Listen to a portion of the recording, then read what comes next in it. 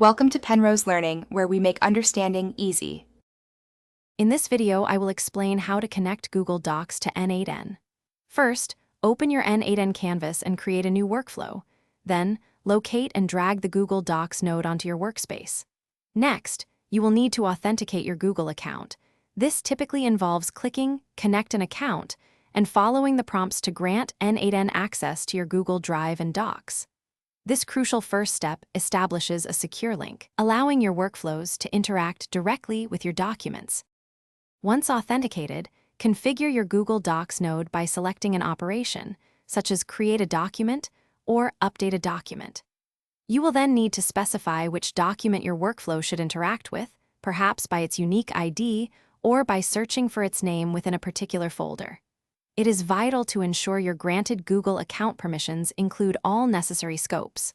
For example, if you plan to modify documents, read and write access will be required. This step ensures your automation has the correct authority to perform its tasks.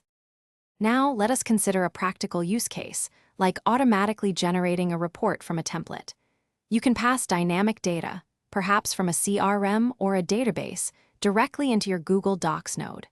For instance, if you have a template document, you can specify placeholders within it that N8n will populate with information from previous nodes in your workflow. Mapping these data fields ensures that names, dates, or other variables are correctly inserted into your new document. This integration makes personalized document generation effortless and precise. Before deploying your workflow, thoroughly test it by clicking the Execute Workflow button. This allows you to observe the data flow and confirm that the Google Docs node performs its intended action. Check the output to ensure documents are created or updated exactly as expected, with all data correctly placed.